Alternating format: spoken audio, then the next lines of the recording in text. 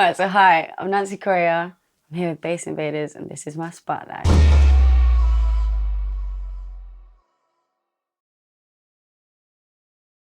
Okay, so my background, I was born in Portugal, in Lisboa, in Lisbon. When I was 5 years old, I moved to South America and stayed there for like a year and a bit with my mum and my stepdad, who's German.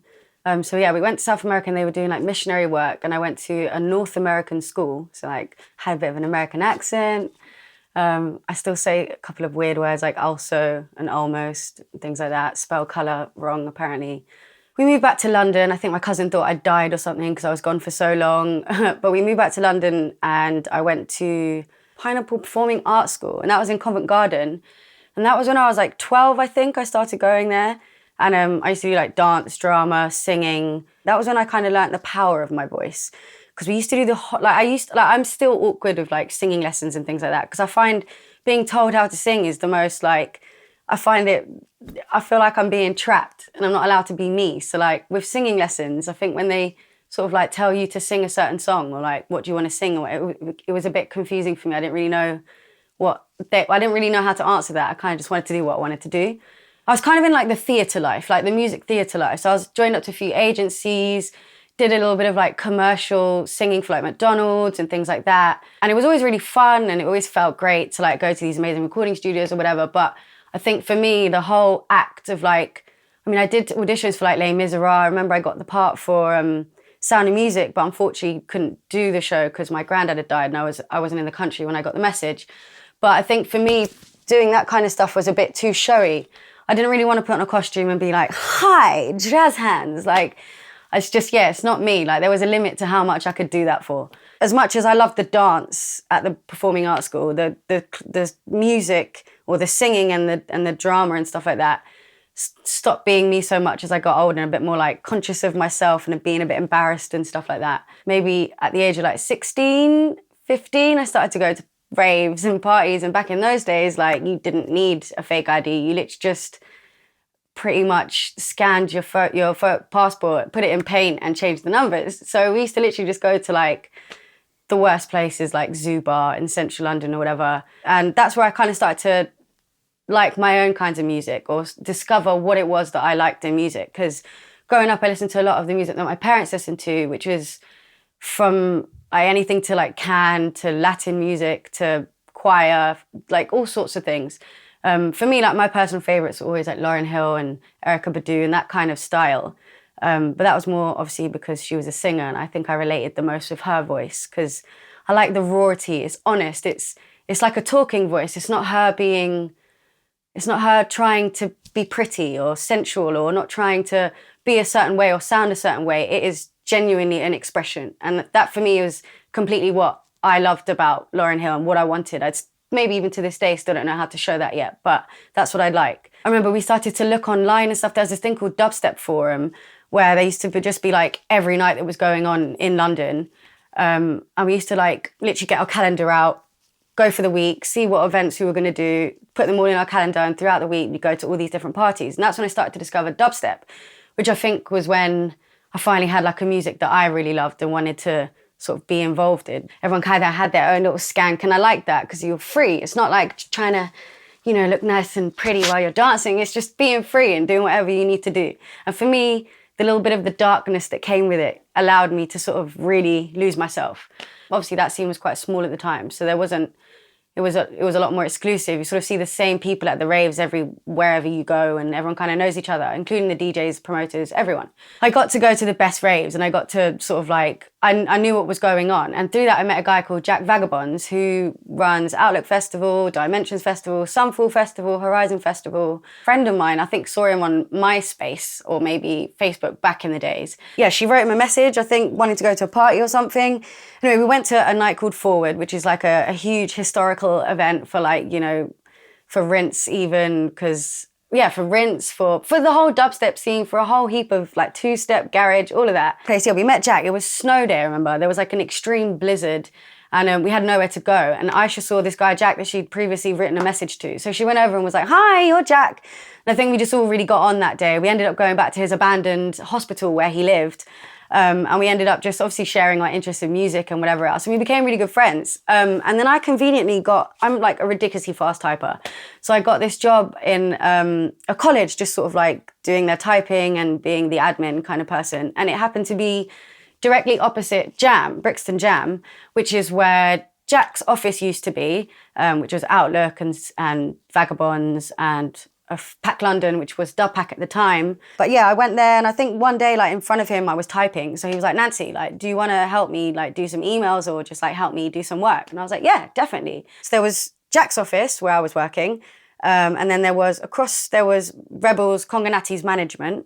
And then next to that, there was a studio with a guy called Wizard, who's Decline and Wizard. He does some cool stuff.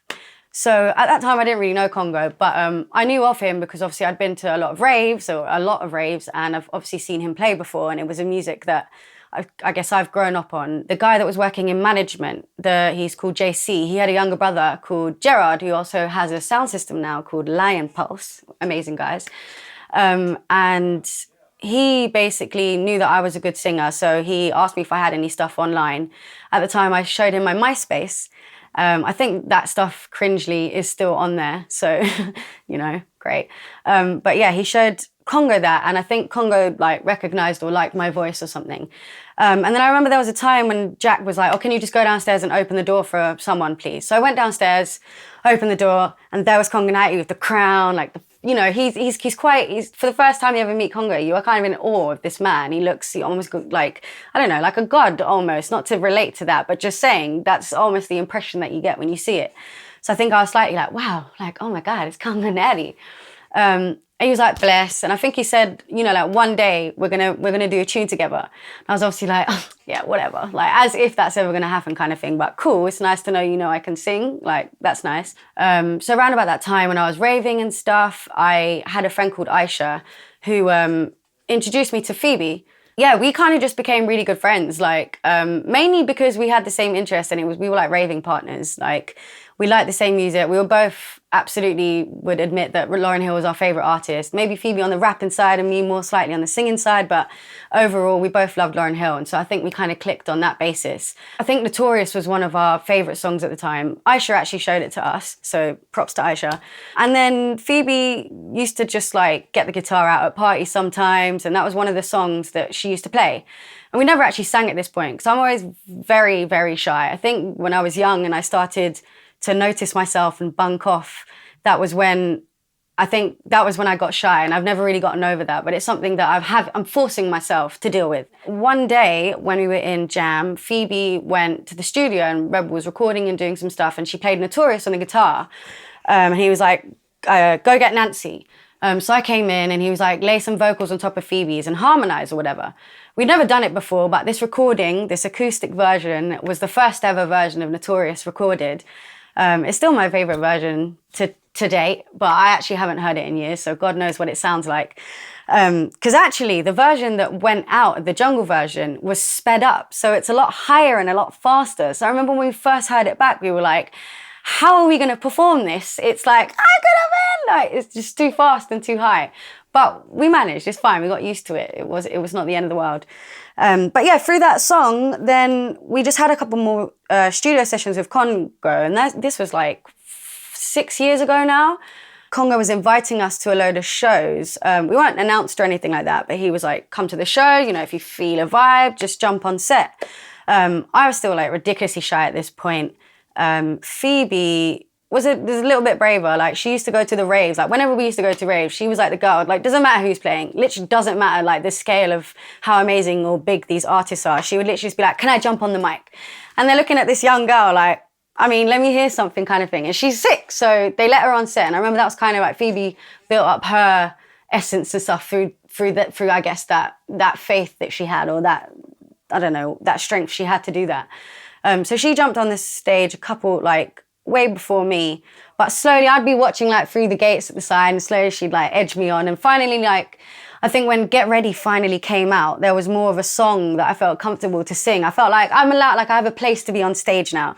So that kind of got me out of my being scared or the feeling of being scared to go on stage, and I finally had like a purpose and I felt welcomed. I remember we were always announced as special guests, and I remember we always used to be like, yay, special guests. But the first show that we actually had our names on a flyer, I remember it was Brighton, and me and Phoebe, it was me, Phoebe and Konganati. And we were in Brighton. I remember we were so nervous before, because we usually have Tenor Flyer to help us, and he really pretty much taught us everything that we know, you know, from claiming, you know, you deserve a rider, ask for something, or, you know, from making sure are you guys getting paid yet? You know what I mean? From the beginning, we did so many free shows. It wasn't like, you know, we were getting loads of money at the time. We were literally doing free shows. We were just so happy to be involved and to be a part of it. But Fly was kind of the guy that was like, right, you guys are good at what you're doing it properly now. So like, now you need to make this your job. You need to make this something that you do. So I remember then we started getting paid £100 for every show, and we had our bottle of rum at every show. And from there it progressed. Then Notorious came out. Obviously we did our music video, which was a great experience. And I guess from that we just sort of like went up, and we kind of started doing our own shows of just Nãnci and Phoebes. We did a tour of China, did a tour of India, we went to Africa. It's been like, I mean, and all around Europe. I've got to say that the last 6 years have been probably the most. I'm so blessed to have been to all the countries that I've been to, and just traveled and met so many amazing people and musicians and heard so much amazing music. So yeah, 6 years is a lot of traveling. It was great, but yeah, I think by the end of it, I started to feel there was a feeling, I was still traveling the world, and for some reason I was feeling drained. I didn't feel like I was getting the energy that I had been for 6 years. Like, I've always been a singer, and it's always been something that I've wanted to do, and that it's not necessarily for a career, just because it's more that something that I want to do for myself, because that's the point of my life, if that makes sense. So because of that, I think more so, I love jungle. Jungle is a huge part of me, but it's not all of me. And I think that's the reason that I started to feel a little bit sad and a little bit empty sometimes, and wasn't appreciating all these amazing things. So I had to take a step back and be like, right, okay, what can I do to ensure that I'm not doing all this amazing stuff and I'm not appreciating it, because what a waste of a life. And I think that was more starting to do a little bit more of my own solo stuff. And not necessarily to put it out or anything, but just maybe to write, because it'd been so long of just doing shows and performing and sort of doing the same thing. And I think I wanted to write and I wanted to hear what I sounded like, because singing on a jungle set in a live venue, when it's a huge sound system and you know you need a good sound system, as a singer who loves jazz, it's something that I had to adapt to. Like, I mean, I'm not a host. I don't really ever speak on the mic. So singing, it's kind of like, if you've heard Get Ready, it's a lot of like, it's loud, it's a belter. And I kind of stopped not being able, but I almost forgot what my soft voice sounded like. So through learning a bit of the guitar, which Phoebe actually taught me a song, and from then I just sort of like, I thought it was a lot harder than it was going to be, but I got taught a little bit of a technique and started writing my own songs. And from that, I think I started to like feel a little bit better again. Even though I was kind of back at square one, I haven't got shows, I haven't got an album, I haven't got this, I haven't got that. But I'm getting that feeling back again where I'm fulfilling what I need to do, kind of thing. Still doing shows of Congo, of course, that's my family. But I had to give myself a little bit of time, or a little bit of space, maybe a little bit more space, just to figure that stuff out. Through writing 1 or 2 songs, I met up with a friend who's an amazing guitarist. I have kind of an issue with like writing with people and singing in front of people, but I felt really comfortable with him, and he kind of just like plays in a way that I really like, and I find it very easy just to write songs of him. I've written maybe like 15 songs that I find extremely personal and completely stripped down, and it's just me and my guitarist, and there's a lot of reverb, and it's all just sort of supposed to be emotional sounds. Like, you can hear how I feel, even if you don't maybe speak my language, is what I'd like to portray. The biggest dream would sort of have that scale of beautiful to a whole orchestra sort of playing that beautiful. That would be my dream in that project. You have to learn to sort of like enjoy the journey, because when you get what you've been working for so long, that feeling doesn't last very long. It doesn't. I mean, of course, like it's not going to disappear, but the feeling doesn't last as long. So you really, really have to enjoy the journey. And for me, that's been the best bit, is writing the songs, being able to finally sit in a room and sing with someone, or, you know, be able to write a song with someone personally and actually be happy with what I've got and strip back, and I've done it all myself. I think that feels really nice. When I do stuff on my own, that's my most honest, and that's what I love to do the most. It's the scariest, but it's what I love to do the most. But when I do stuff with Phoebe, I think that's when we're the most powerful. That's when I think we can reach the most people, and that's when we're most influential. So for me, that's definitely a really important project, and it is something that we are working on. We've sort of had one single. We've had one single that we've released together, and we've been so blessed that we've been able to travel the world, you know, with Congo and with that sort of audience. But now I feel like it's time for us to sort of like give our fans that have been so loyal to us for so many years what they've wanted, which is just music. I think me and Phoebe are kind of working on an EP, and ideally we want to get our album out. That's what we're working on. But we don't really want to say too much, do you know what I mean? Because you're going to see. I'm more of one of these people. I like to see. I don't really like to talk about things too much. I think it makes me feel like it's not going to happen. So I like to, you know that saying where it's like, if you don't write something down, it's not going to happen. That's how I feel. I don't like to hear it. I like to see it. So yeah, that's kind of maybe because of my impatience. But yeah, I think that's kind of the journey. I think the most important thing is to look after yourself. Because for me, I think the worst possible thing is, as in my experience, is to be somewhere amazing and feel nothing. So I think the most important thing is you really have to like acknowledge how you feel and who you are. And I think it's very important. This is why, like, for me, doing my solo stuff was so important and brought me out of it wasn't a nice place to be where you don't appreciate something that should be amazing, or you're not sort of, it's a lack of feeling where you feel a bit numb. And to get rid of that, for me, I had to sort of listen to my inner voice. I had to hear about, you know, it's very easy to sort of do loads of things that in the social world, we have things like Instagram, as you said. You see this polished, beautiful side of what people are, but really, you don't see all the honest side. You don't see all the hard work. You know, you see an amazing show, but yet you don't know like all the struggles that it was to get to that show. Maybe people didn't get paid. Maybe there was no guest list and mum couldn't come in. And, you know, maybe the promoter lost loads of money, and maybe the musicians are effed because someone's ill. And do you know what I mean? There's loads that goes on. So like, I think the most important thing, in order to get through all of that, I think it's mostly important to look after yourself. Write a diary, like, or whatever it is that you do, like just write something, or have a place where you can literally just put down thoughts, or however best you do it, and whatever creative sense you do. But for me, that literally is the most life-saving thing. I've written a diary my whole life, and it's not always Dear Diary. It could just be a page where I'll write a sentence that's stuck in my head and whatever. And a lot of my lyrics have come from that book too. And I've been able to make sense of what my thoughts are, because a lot of the time it's very hard to express yourself when you don't really understand how you feel. So you can find people asking you the same questions over and over again, and you give this sort of like routine answer, but you almost walk away frustrated because that's not how you feel. So for me, I think my biggest advice is look after yourself. And I think sharing, I think that's quite important, that, you know, if you're sad and things like that, it shouldn't, like depression and things like that are mentioned a lot in the media nowadays, almost like it's a fashion trend to have anxiety and things like that. But they are real, and we do all have them. And those two things can really ruin an amazing and beautiful life, no matter what you're doing, whether you're poor, you're rich, you're famous, you're not famous, doing what you love in a 9-to-5 job.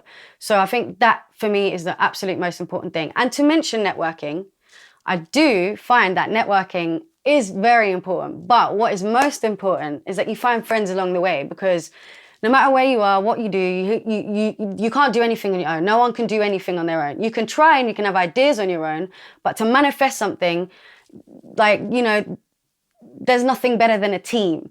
So you have to be able to you have to know who you are and where you stand in order to communicate that to someone else. And I think with networking, make sure you make friends. Make friends. Don't just walk around a room and sort of, you know, say hi to the people that you think you need to be friends with and put on the smiley face that you think they want you to have. You need to be honest, I think. And with that, then you'll come across, find what you love, go to all the places where other people that love the same thing as you are, and make friends there. That's exactly where you need to be in order to network. Nowhere else. With people that love what you do and what you love.